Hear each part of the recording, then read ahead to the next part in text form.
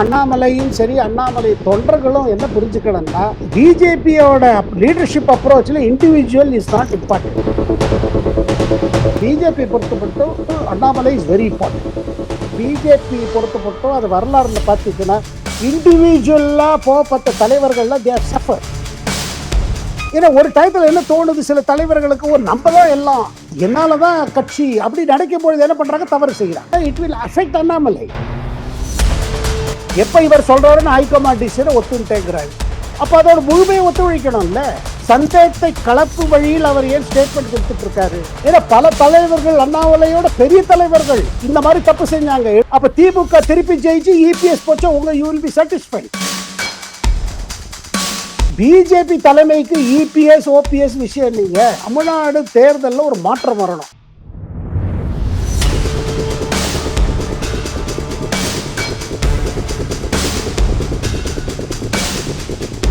வணக்கம் Siva 1440 subscriber and viewers நேயர்களே, நம்முடன் நேரடியாக டெல்லியிலிருந்து இணைந்திருக்கிறார் திரு சேகர் ஐயர் அவர்கள். வணக்கம் சார். வணக்கம் சிவாகுமார் சார். வணக்கம். ஸோ அண்ணாமலை குறித்து பல விதமான கேள்விகள் நம்ம வியூவர்ஸ்டேருந்தே வருது. ஸோ அண்ணாமலையை வச்சு மோடி இப்ப வந்து என்ன திட்டம் வச்சிருக்காரு? அவங்களோட வியூகத்துல அண்ணாமலையை எப்படி பயன்படுத்த போறாங்க? அண்ணாமலைங்கிறது ஒரு பெரிய சக்தி தமிழக பாஜகல, தமிழக மாநிலத்துல அவருடைய கிரியேட் பண்ண ஓட்டர் பேஸ் வந்து ரொம்ப ஸ்ட்ராங். அத வந்து எப்படி பாஜக உபயோகப்படுத்தி ஒரு வியூகம் அமைக்க போறது? மோடிக்கும் அமித்ஷாக்கும் என்ன திட்டம் இருக்கு அண்ணாமலையை வச்சு? இல்லைங்க, இப்ப தமிழ்நாட்டில் இப்ப வரப்போற சட்டசபை தேர்தல் தான் மெயின் விஷயம். ஒரு குறிப்பிட்ட இண்டிவிஜுவலை வச்சுன்னு கட்சியை ஒன்றும் பிளான் போடுறது இல்லை. அதனால திருப்பியும் அண்ணாமலையும் சரி, அண்ணாமலை தொண்டர்களும் என்ன புரிஞ்சுக்கணும்னா, பிஜேபியோட லீடர்ஷிப் அப்ரோச்ல இண்டிவிஜுவல் இஸ் நாட் இம்பார்ட்டன்ட். அதாவது என்டையர் பிளானிங் அண்ணாமலைக்கு என்ன கிடைக்க போறது, அண்ணாமலையை அந்த மாதிரி அவங்க சப்போர்ட் யோசிக்கல. கட்டாயமாக அண்ணாமலையை ஒரு பெரிய தலைவராக நினைக்கிறாங்க. Has played a big part. அதனால தான் பாருங்க, இப்ப சமீபத்தில் கோவால நடந்த ஒரு ரன், அந்த ஃபிட்னஸ் இதுல பிரதமர் அண்ணாமலையை பாராட்டி இருக்காரு. அயன்மேன். அதாவது என்னன்னா, பிஜேபி பொறுத்தப்பட்டும் தலைமையை பொறுத்தப்பட்டும் அண்ணாமலை இஸ் வெரி இம்பார்ட்டன்ட். எந்த நேரத்தில் அவரோட லீடர்ஷிப்பை எப்படி யூட்டிலைஸ் பண்ணணுங்கிறத அவங்க யோசிச்சு வச்சிருக்காங்க. ஆகையால் இது ஆயிடும் அது ஆயிடும் இருக்கக்கூடாது. இப்போதைக்கு என்ன பண்ணணும், அண்ணாமலையும் சரி, அண்ணாமலை தொண்டர்களும் முழுமையாக தமிழ்நாடு தேர்தலில் மேலிடம் ஒரு முடிவுக்கு வந்தது என்னன்னா, பாஜகவும் அதிமுகவும் ஒரு அலையன்ஸ். இந்த அலையன்ஸ் வெற்றிக்காக போர்பாடு பண்ணணும். ஆனா என்ன நடக்குது பாத்தீங்கன்னா, நடுவுல ஒரு சந்தேகம் உண்டாக்குற மாதிரி, இல்ல ஏதோ நடந்துட்டு இருக்கு, அண்ணாமலை விட்டுட்டு போயிடுவாரு, தனி கட்சி துவக்குவாரு அப்படின்னு அவரோட தொண்டர்கள் அவரோட ஃபேன்ஸ் இது பண்றாங்க. அப்படி பண்ணாங்கன்னு என்ன ஆகும்னா, இட் வில் அஃபெக்ட் அண்ணாமலை. ஏன்னா இண்டிவிஜுவல் இது பாருங்க, பிஜேபி பொறுத்தப்பட்டும் அது வரலாறுல பாத்தீங்கன்னா, இண்டிவிஜுவலா போகப்பட்ட தலைவர்கள்லாம் they have suffered. Whether it is Kalyan Singh in Uttar Pradesh, Uma Bharti in Madhya Pradesh, ஏன் எடியூரப்பா இன் கர்நாடகா, சங்கர் சிங் வகேலா இன் குஜராத். ஏன்னா ஒரு டயத்துல என்ன தோணுது, சில தலைவர்களுக்கு ஒரு நம்ம தான் எல்லாம், என்னாலதான் கட்சி அப்படி நினைக்கும் பொழுது என்ன பண்றாங்க, தவறு செய்யறாங்க. ஏன்னா இப்ப என்ன பேசப்படுறது என்ன, இவர் தனி கட்சி ஆரம்பிச்சிருவாரு, தனி கட்சி ஆரம்பிச்சுட்டு இபிஎஸ்க்கு எதிர்த்து இருக்கிற தலைவர்களோட ஒன்னா சேருவாரு. பிஜேபி தலைமைக்கு இபிஎஸ் ஓபிஎஸ் விஷயம் இல்லைங்க. தமிழ்நாடு தேர்தலில் ஒரு மாற்றம் வரணும். அந்த மாற்றம் வரத்தை எதிர்கட்சிகள் ஒற்றுமையா செயல்பட வேண்டும். அந்த ஒற்றுமையா செயல்பட குறிச்சு வருதுன்னா, இப்ப அண்ணாமலையை வந்து தேர்தல் வியூகத்துல அவர் எந்த இடத்துல நிக்க போறாரு, அதுல இருந்து தான் உங்களுக்கு எல்லாம் கேள்வி வருது. அண்ணாமலை வந்து இன்னும் வந்து ஒரு பேக் பெஞ்ச்லயே இருக்கிற மாதிரி ஒரு தேர்தல் களத்துல இன்னும் அவர் ஆக்டிவா இறங்கினாரா இல்லையா அப்படிங்கிற ஒரு கேள்விக்குறி வந்து வருதுனாலதான் இந்த மாதிரி கேள்விகள்லாம் எழுது. இல்லைங்க, அவர் மனசுல ஒன்னும் இபிஎஸ் சப்போர்ட் பண்ண அவருக்கு மனசுல அது இது வரமாட்டேங்குது. கட்சி எடுத்த முடிவுக்கு உள்ளுக்குள்ள அவர் அதை is not able to accept, nor his supporters are able to accept. ஆகையால் இந்த சந்தேகம் எல்லாம் அவர் மனசுல இருக்க சந்தேகம் தான் வருது, அவர் மனதில் உள்ள சந்தேகம் வெளியில வருது. ஆனா கட்சி அவருக்கு சொல்லியிருக்கிறது என்ன, அவரே சொல்றாரு, அமித்ஷா சொல்லியிருக்காரு, அதனால நான் செயல்படுறேன்னு. அவங்க என்ன சொல்றது, இந்த தேர்தல் முடியட்டும், இதுக்காக எல்லாரும் சேர்ந்து பண்ணுவோம். ஏன்னா அவரை பாருங்க, தமிழ்நாடு தலைவர் பதவியிலேருந்து அவர்கிட்ட சொல்லி பாருங்க, இந்த அலையன்ஸ் ஒர்க் பண்ணணும், இந்த அலையன்ஸ் ஒர்க் பண்ணலைன்னா டிஎம்கே வீழ்த்த முடியாது. நீங்க சொன்னா போல நம்ம பாராளுமன்ற தேர்தல் தனியா போட்டியிட்டோம் உங்க தலைமையில, ரிசல்ட் நமக்கு ஏற்பட்டது கிடைக்கல. இப்ப சட்டசபை தேர்தல், டிஎம்கேக்கு எதிர்த்து பல புகார்கள் இருக்கிறது, மக்கள் மத்தியில் அதிருப்தி இருக்கிறது. இதை நம்ம கேபிட்டலைஸ் பண்ணனா we have to strengthen ADMK. And today ADMK is in the hands of EPS. So இந்த நேரத்துல நம்ம பண்ணணும். ஆனா அவருக்கு மனசுல அந்த EPS ஒத்துக்க முடியல. சில சமயம் சொல்றாரு நம்ம ஒத்துட்டேங்கிறாரு. அப்ப அவங்க எடுத்த முடிவு என்ன கேட்டு, ஆனா அதே நேரத்துல சில மத்த ஸ்டேட்மெண்ட் சொல்றாரு, என் மேல துப்பாக்கி வச்சு இது பண்ண முடியாது. ஆமா. இதெல்லாம் என்ன அது ஆகுதுன்னா, அலையன்ஸ்க்கு தானே சார் ஆபத்து. அந்த மாரி மனநிலைய வந்து ஒரு மோடியோ, அமித்ஷாவோ முதல்ல சரி செய்ய வேண்டாமா? ஏன்னா அலையன்ஸ்க்கு தான் அது ஆபத்து ஃபைனலி. ஆபத்து அலைன்ஸுக்கு இல்லைங்க. அவர் இப்ப ஆபத்து மாதிரி இவர் இப்ப ஒத்துழைக்கலாமே இந்த தேர்தல் வரில். இந்த செட்டப், இந்த அலையன்ஸ் எது வரும் இல்லைங்க, இந்த சட்டசபை தேர்தல் வரும் தானே. ஏன்னா எப்போ இவர் ஒத்துட்டாரோ டிசிஷனை, எப்ப இவர் சொல்றாருன்னு ஹைகமாண்ட் டிசிஷனை ஒத்துட்டேங்கிறாரு. அப்ப அதோட முழுமையை ஒத்துழைக்கணும்ல. சந்தேகத்தை கலப்பு வழியில் அவர் ஏன் ஸ்டேட்மெண்ட் கொடுத்துட்டு இருக்காரு? இல்ல அவர் தொண்டர்கள் ஏன் அப்படி செய்யறாங்க? அவங்க என்ன புரிஞ்சுக்கணும்னா, இந்த மாதிரி செஞ்சுட்டே போறாங்க, இட் அஃபெக்ட் அண்ணாமலைஸ் இன்ட்ரெஸ்ட். ஏன்னா பல தலைவர்கள், அண்ணாமலையோட பெரிய தலைவர்கள் இந்த மாதிரி தப்பு செஞ்சாங்க. எடியூரப்பா என்ன நினைச்சாரு, நான் தான் கட்சி நினைச்சாரு, தனியா போட்டிட்டாரு. 2013 தேர்தல் தோத்துட்டாரு. ஆனா பிஜேபிக்கு டேமேஜ் பண்ணாரு, அதுவும் சரி. ஆனா உங்க குறிக்கோள் பிஜேபி டேமேஜ் பண்ணுதா, நீங்க வளரணுமா? இல்ல திமுக திருப்பி ஜெயிக்கணுமா? அப்ப திமுக திருப்பி ஜெயிச்சு இபிஎஸ் போச்சா உங்க you will be satisfied. That is your இது கான்ட்ரிபியூஷன். நாங்க பாருங்க, நான் அண்ணாமலை தொண்டர். ஏன்னா பாருங்க, if a leader has potential, party சொல்லியிருக்கிறது என்ன, இது டாக்டிக்கல். இப்ப செஞ்சிருக்கிறது நயினார் நாகேந்திரனை வச்சு ஒரு அலையன்ஸ் பண்ணி ஒரு டாக்டிக்கல். இந்த டாக்டிக்கல் அவர் ஒத்துக்கணும், ஆனா முழுமையா செயல்படணும். ஏன்னா பாருங்க, பிரதமர் தரப்புல இருந்து அண்ணாமலை மீது ரொம்ப இது இருக்குது. ஆனா ஒண்ணுங்க, இந்த பார்ட்டியில நீங்க டிமாண்ட் பண்ணி பதவி வாங்க முடியாது. அமைச்சர் பதவியோ, மேலவை பதவியோ, எந்த பதவியோ அந்த மாதிரி. ஏன்னா அந்த பிளாக்மெயிலுக்கு பிரதமர்ல சப்மிட் பண்ண மாட்டாரு. பிஜேபி செட்டப்பே ஒத்துக்காது, எவ்வளவு பெரிய லீடர் இருந்தாலும் சரி. நான் உங்களுக்கு பிஜேபியை முழுமையா கவர் பண்ணதுனால சொல்றேன், அவங்க வரலாறுல இண்டிவிஜுவல்ஸ் வில் நாட் மேட்டர். பாருங்க, ஒண்ணு இல்ல, அத்வானி பாகிஸ்தான் போனாரு. அத்வானி போல தலைவர் பாகிஸ்தான் போய் என்ன பண்ணாரு, ஜின்னாவை புகழ்ந்துட்டாரு. அந்த பாகிஸ்தான் ட்ரிப்ல நானும் போயிருந்தேன் அவரோட. அந்த நேரத்துல இவர் எழுதிட்டாரு, இவரை போல ஒரு மதசார்பற்ற தலைவர் இல்லைன்ட்டாரு. அது கம்ப்ளீட்டா against BJP, Jan Sangh, RSS approach. ஏன்னா பாரதத்தோட பார்ட்டிஷன் காரணமே ஜின்னா. அதை சொன்ன உடனே இவர் திரும்பி வந்தாரு. நான் அவர் கூட அதே ஸ்பெஷல் பிளைன்ல போன, ஸ்பெஷல் பிளைன்ல திரும்பினோம். அவர்கிட்ட என்ன சொல்லப்பட்டது, இங்க பாருங்க அங்க சொல்லிட்டீங்க, இதை நீங்க கிளாரிபிகேஷன் பண்ண. அவர் மாட்டேன்ட்டார். நான் தானே பிஜேபி இவ்வளவு வளர்த்திருக்கேன், நான் சொல்வதை பிஜேபி எடுத்துக்கணும். நான் சொன்னது என்னன்னா, சரோஜினி நாயுடு சொன்னாங்க இந்த மாதிரி ஜின்னா பாகிஸ்தானை உருவாக்குற அந்த இதுல எப்படிப்பட்ட பாகிஸ்தான் உருவாக்கணும் நினைச்சுன்னா, இஸ்லாமியர்களுக்காக பாகிஸ்தான், ஆனா அதுல எல்லோரும் சந்தோஷமாக வாழ்வார்கள். ஆனா அப்படி நடக்கவே இல்லையே.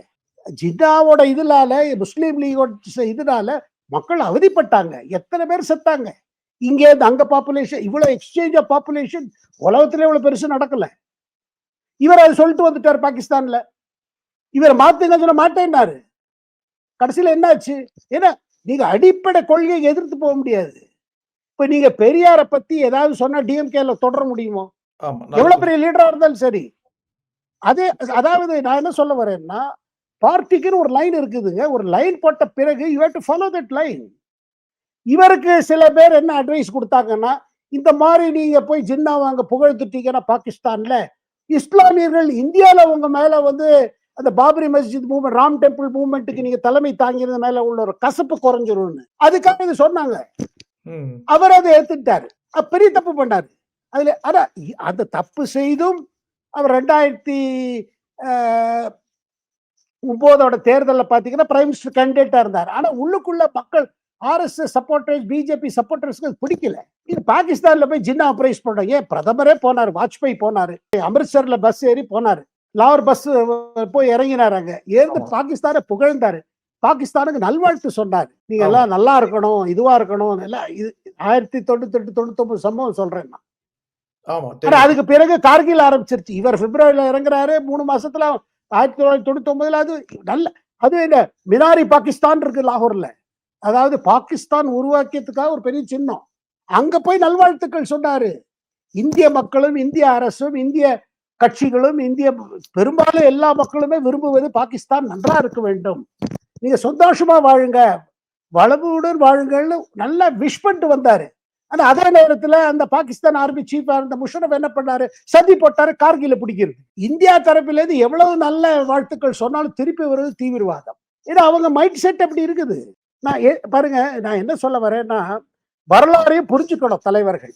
ஓகே. ஆகாதப்பட்ட அத்வானி கடைசியில எங்க ஆச்சு கடைசி. அதனால 2009 அவரால் ஜெயிக்க முடியல. மன்மோகன் சிங் வீட்டு பிரதமர் ஆயிட்டாரு. அதுக்கு பிறகு அவர் இடத்தை விடுபடியாச்சு. அப்ப கட்சிக்குள்ள கட்சி தொண்டர்கள் சொன்னது என்ன, எங்களுக்கு தலைமை கொடுக்க முடியும்னா அது குஜராத் முதல்வர் நரேந்திர மோடி தான். கேடரால வந்தார், முன்னாடிக்கு வந்தாரு மோடி. சோ அதே மாதிரி அண்ணாமலை பொறுத்து இருந்து பிஜேபி தலைவருடன் ஒத்துழைச்சு, நயினார் நாகேந்திரன் ஒத்துழைச்சு, இந்த அலையன்ஸ் எப்படி டிஎம்கே ஆட்சியை வீழ்த்த முடியும்னு பண்ணாருன்னா அவருக்கு நல்ல காலம் இருக்கு, பொற்காலம் காத்துட்டு இருக்கு. ஆனா அவசரப்பட்டு ஏதாவது முடிவு எடுத்து தொண்டர்கள் சொன்னார்கள், அவர் அப்புறம் என்னோட ஒரு ஈகோல அவர் போயிட்டாருன்னா at loss will be his. பிஜேபிக்கு லாஸ் இருக்கும், ஆனா BJP will continue because it's a bigger party. இதை நான் சொல்லும் பொழுது நான் அண்ணாமலை எதிர்த்து இருக்கேனோ, இல்ல அவங்க சப்போர்டர்ஸ்க்கு எதிர்த்து இருக்கேனோ, இல்ல அண்ணாமலை தமிழ்நாட்டுக்கு பிஜேபிக்கு செஞ்ச கான்ட்ரிபியூஷன் நான் சின்னது பண்ணல. Is a great leader. But எல்லா கிரேட் லீடருக்கும் ஒரு டயத்துல இந்த மாதிரி ஒரு சங்கடம் வருது, ஒரு தர்ம சங்கடம் வருது. நான் எப்படி ஏன்னா எல்லா தலைவர்களுக்கும் அரசியல முன்னேறணுங்கிற ஆசை இருக்குது, நியாயமான ஆசை. ஆனா அட் த சேம் டைம் நேரம் காலம்னு ஒண்ணு இருக்குதுங்க. சோ அதை அவர் பொறுத்து இருந்தாரு வச்சுக்கோங்க, பேஷன்ஸ். அவருக்கு the future is his. But அந்த பொறுமை தேவை இந்த நேரத்துல. சார், நல்ல விளக்கம் சார். எங்களுக்கு இப்போ ஓரளவு தெளிவு கிடைச்சிச்சு. இது என்ன பின்னாடி நடந்ததுன்ட்டு மக்களுக்கு. ஸோ இப்ப நான் அடுத்ததா கேட்க விரும்புறது ஆர்எஸ்எஸ் ஓட ஸ்டேட்மெண்ட்ட பத்தி. ஸோ ஆர்எஸ்எஸ் வந்து என்ன சொல்லியிருக்கு, அவங்க வந்து எந்த ஒரு குறிப்பிட்ட கட்சியையும் அவங்க டைரக்ட்டா ஆதரிக்கல. அவங்க வந்து அவங்களுடைய கொள்கைய எப்படி இம்ப்ளிமெண்ட் பண்ணணும், மக்கள எப்படி ஒருங்கிணைக்கணும், அப்படிதான் அது அவங்களுடைய நோக்கம்ன்னும். இதே மாரி வந்து அவங்க காங்கிரஸ்க்கு கூட வந்து ஆர்எஸ்எஸ் காரங்க ஓட்டு போட்டுருக்காங்க. அப்படின்னு வந்து ஒரு விதமான ஸ்டேட்மெண்ட்ட சொல்லி பிஜேபிட்டேருந்து தங்கள வந்து ஒரு டிஸ்டன்ஸ்ல வைக்கிற மாரி ஒரு ஸ்டேட்மெண்ட் வந்திருக்கு. இத எப்படி வந்து டெல்லில இருக்கிறவங்க எல்லாம் பார்க்குறாங்க? இது ரொம்ப முக்கியமான விஷயமாச்சே. ஆர்எஸ்எஸ்க்கும் பிஜேபிக்கும் நடக்கிற இந்த விஷயம். இல்லைங்க, இது ஆர்எஸ்எஸ் பிஜேபி விஷயம் இல்ல, தப்பா இன்டர்பிரட் பண்றாங்க. அதாவது இப்ப ஆர்எஸ்எஸோட 100ஆண்டு விழா நடக்குது.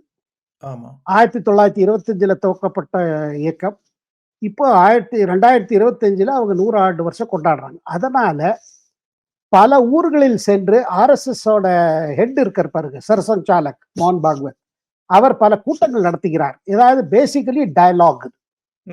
டெல்லியில அந்த மாதிரி ஒண்ணு நடந்துச்சு, செப்டம்பர்ல நடந்துச்சு, பெரிய மீட்டிங் நடந்தது. அதுல வந்து பாத்தீங்கன்னா பல கேள்வி ஆன்சரையும் எடுத்துக்கிறாரு. அதுல எல்லாரையும் அழைப்பு வேற விடுபடுறது.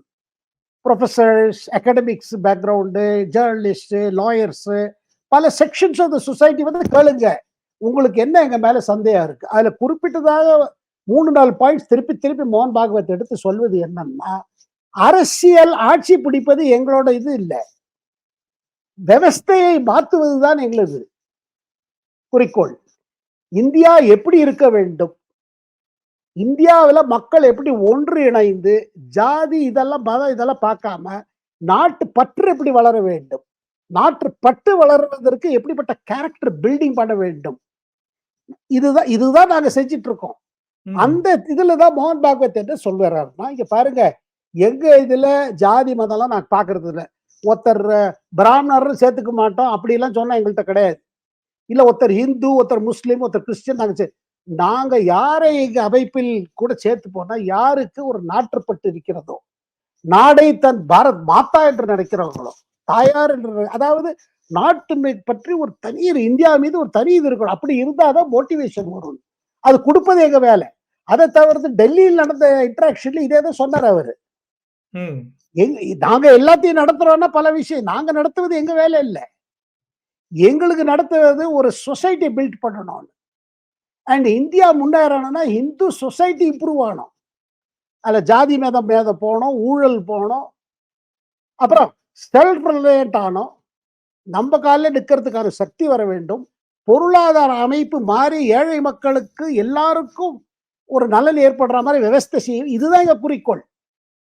ஆகையால் இது பல டயத்துல பார்த்தீங்கன்னா 1971ல பங்களாதேஷ் வரும்பொழுது ஆர்எஸ்எஸ் முழுமையாக இந்திரா காந்திக்கு சப்போர்ட் கொடுத்துச்சு. அதுக்கு பிறகு உங்களுக்கு பஞ்சாப்ல தீவிரவாதம் ஆரம்பித்த போது பல ஆர்எஸ்எஸ் தலைவர்களும் தாக்கப்பட்டார்கள் ம். அந்த தீவிரவாதத்துல, பஞ்சாப் தீவிரவாதத்துல. அப்ப பாத்தீங்கன்னா முழுமையா இருந்த காங்கிரஸ் கவர்மெண்ட்டுக்கு சப்போர்ட் கொடுத்தாங்க. அதாவது அரசு நினைப்பது என்னன்னா, இந்த அரசு அமைப்பு ஸ்ட்ராங்கா இருந்ததா, இப்ப அதே மாதிரி மௌவாதிகளுக்கு எடுத்து ஆர்எஸ்எஸ் என்ன சொல்வது, எந்த கவர்மெண்ட் அதை ஃபைட் பண்ண முடியுமோ அதை பண்ண முடியும். ஏன்னா மௌவாதிங்கிறது என்னது, ஏழை இந்த பழங்குடியினர் எல்லாம் இதை மாத்தி அவங்கள மிஸ்கைட் பண்ணி இப்போ ஒரு விதமா அது கண்ட்ரோலுக்கு வந்துட்டு இருக்கு. ஏன்னா நான் அது அது கூட லிங்க்டு. இப்ப ரெட் ஃபோர்ட் பிளாஸ்ட் பாத்தீங்கன்னா இப்ப மார்ச்சுக்கு அப்புறம் முடிச்சிருவான்னு சொல்றாங்க. பல மௌவாதி தலைவர்கள் சரண்டர் பண்றாங்க. ம். அவர்களுக்கு புது வாழ்க்கை தருவதற்காக நிதி உதவி கொடுத்து ஃபேமிலியோட வாங்க போரும், இந்த துப்பாக்கி விட்டுருங்க. ம். இது மத்திய அரசு தொடர்ந்து நடந்திருக்கு. 10 காலத்துல இந்த மாவோயிஸ்ட் இதுல அஃபெக்டட் ஸ்டேட்ஸ்ல கோஆர்டினேஷன் பண்ணி பண்றாங்க. ஆகையால் ஆர்எஸ் சொல்வது என்னன்னா, அரசியல் எங்களை பொறுத்தவரை அரசியல்னா நாங்க எந்த மாதிரி மாற்றங்கள் வரணும்னு சமுதாயத்துல அதுக்காக நாங்க வேலை செய்யறோம். அதுல எந்த கட்சி எங்களுக்காக அந்த இதை முன்னு கொண்டு போகுதோ அதுதான் எங்களுக்கு இது. அதுல பாரதிய ஜனதா கட்சி நாங்க சில சொல்ற இது அதை எடுத்துட்டு இருக்காங்க. வேற எந்த கட்சியும் எங்க இதுல வந்து சேரணும். எங்களுக்கு நாடு வளரணும், நாட்டுக்குள்ள ஒற்றுமை வரணும். அவங்க சொல்றது என்னன்னா, நாங்க இஸ்லாமை எதிர்த்தோ இதுக்கு இந்தியாவில் இருக்கிற அனைத்து பேருமே இந்துக்கள் நினைக்கிறோம். வழிகள் வேற, ஆனால் வேண்டுவதோ ஒரே பொருளை, ஒரே ஈஸ்வரனை. அதனால அவங்களோட கோர் இது பார்த்தீங்கன்னா அது மாறல. பட் அவங்க என்ன சொல்றாங்க, இப்ப தீவிரவாதம் எடுத்துக்கங்க, இஸ்லாமிஸ்ட் ஜிஹாதுங்கிறது மதத்தை வைத்துக் கொண்டு மக்கள் மத்தியில், அது இஸ்லாமியர்கள் மத்தியில் ஒரு குழப்பத்தை உண்டாக்கி நீங்க இந்தியாவில் சேஃப் இல்ல, நீங்க தனியா பண்ணணும், ஜிஹாதி பண்ணணும். அதை தவிர்த்து மத மாற்றம் இருக்கு பாருங்க, கன்வர்ஷன், அதுக்கு அரசு எதிர்த்து இருக்கு. ஏன்னா அது என்ன பண்ணணும், அந்த சொசைட்டிக்குள்ள பேலன்ஸ் மாத்திரும். குடும்பத்துக்குள்ளே சண்டை வரும், ப்ராப்பர்ட்டி சண்டை வரும். இதான் ஒடிசால எல்லாம் ஆகுது. ஒரு குடும்பத்துல ஒரு குறிப்பிட்ட மதத்தை பாதிச்சு வச்சுங்க, அது பழங்குடியினர் எழுப்பிய காரணத்தினால. ஆகையால் ஆர்எஸ்எஸ் பாருங்க பல இது நடத்துறாங்க நார்த் ஈஸ்ட்ல, ட்ரைபல் ஏரியாஸ்ல. ஏன்னா அவங்களுக்கு மதம் மாற வேண்டிய அவசியம் என்ன, அவங்களுக்குன்னு தனிப்பட்ட மதம் ஒண்ணு இருக்குது. அதாவது இவங்க சொல்வது என்னன்னா, எந்தெந்த மதத்துல இருக்கு நீங்க உங்க மதத்தை பண்ணுங்க, எங்களுக்கு we are not opposed, but at the end of the day you are Indians. பாரதிதா, உங்களுக்கு இந்துக்கள் உங்களை நாங்கள் கூறுவது பிடிக்கவில்லை என்றால் நீங்க எல்லோரும் இந்தியர்கள், பாரதியா. அததான் அவர் திருப்பி திருப்பி எல்லா இடத்துலயும் சொன்னாரு. இப்ப சமீபத்துல பெங்களூர் இன்டராக்ஷன்ல பாத்தீங்கன்னா, பெங்களூர் இருக்கிற பிரபல லீடிங் இன்டெலெக்சுவல்ஸ் எல்லாரும் கலந்துட்டாங்க. உங்க டவுட்ஸ் எங்களை கேளுங்க, சந்தேகத்தை கேளுங்க. நாங்க ஏதோ வந்து மத பிரிவினையை பெருசு பண்றோங்கிறது அது சொல்வது கரெக்ட் இல்லை. நாங்க சொல்லுது என்ன, we are for this nation. அதுல எங்களுக்கு political, whichever political party accepts our goal for India, we will support them. இப்ப தற்சமயத்து பிஜேபி தான் இது பண்றது, வேற எவங்க இது பண்றது இல்லையே. ஏன்னா ஓட்டு காரணத்தினால. அதனால பாருங்க, அவங்க இன்டராக்ஷன்ல சர்ச்சோட இன்டராக்ட் பண்ணியிருக்காரு. நம்ம மோகன் பாகவத் பல சர்ச் தலைவரோட இன்டராக்ட் பண்ணியிருக்காங்க, பல இஸ்லாமியர் தலைவர்களோடு கூட இன்டராக்ஷன் தொடர்ந்து நடந்துட்டு இருக்கு. தேங்க்யூ. நல்ல ஒரு லெங்தியான விளக்கம் கொடுத்தீங்க. பல சம்பவங்களை எங்களுக்கு வந்து பகிர்ந்துக்கிட்டு மிக்க நன்றி சார். இன்னொரு சந்திப்புல உங்களை சந்திக்கிறேன். வணக்கம். நன்றி. வணக்கம். நன்றி சிவகுமார் சார். நன்றி.